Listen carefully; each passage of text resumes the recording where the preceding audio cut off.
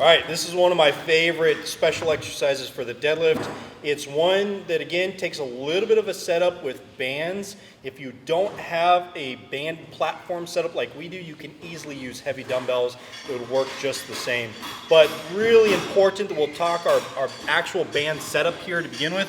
If you don't already, you should invest in some type of sleeve to protect your bar. These are fat grips. They just come onto the bar. That's going to save, and not bar protector, rather band protector. This is going to prevent your bands from getting eaten up by the knurling on the barbell. So if you're doing banded work, just a good investment for you if you're planning to do so.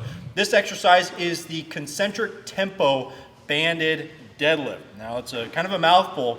The reason that we would use this is for anybody who dive bombs their start position in the deadlift and they try to just rip the bar off the ground.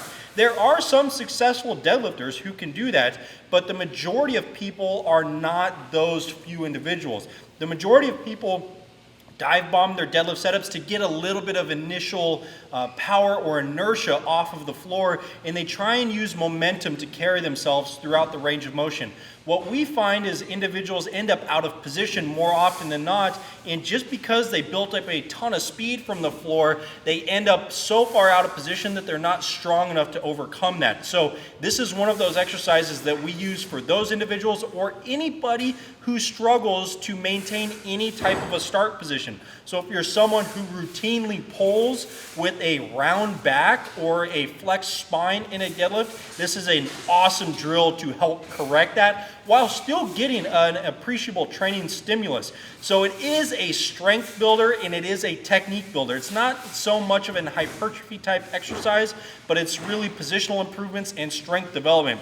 The tempo that I like here is concentric only. I don't need an eccentric tempo, although if you wanted to, you probably could add it, but it's probably just going to limit the amount of reps you could do, which is not that conducive for this exercise. I would like to see anywhere from a 4 to a 6 count in this exercise. If you're a fast counter, maybe you go all the way up to 6. If you can go 1 Mississippi, 2 Mississippi, then you can be a 4 count tempo. Kyle, let's show them what it looks like. Part of the reason that we use bands on this drill is to accommodate the force curve. If we were to just go with a tempo deadlift and make it a long tempo, we would either have to go really, really light or we would have to go really, really heavy, and it would end up making it a maximum effort load, probably close to your 1 rep max. So the bands are going to help accommodate that force curve and actually give you an appreciable load throughout the pull. If Kyle was doing tempos on his deadlift, he might choose like 315 or 405 if he's a 600-pound deadlifter. But if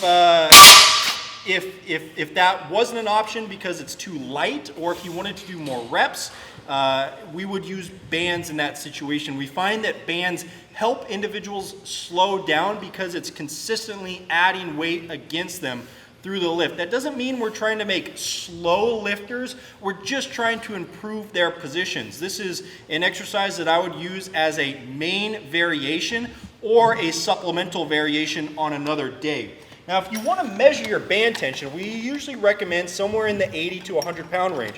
You can get a fish scale at probably any sporting goods store. I think this is probably where that's from, or Amazon. Amazon's pretty cheap as well. Loop it onto the band, let it zero out, and then we pull it up to lockout. That's about 85, 86 pounds at the top, and that's exactly what we want out of this drill.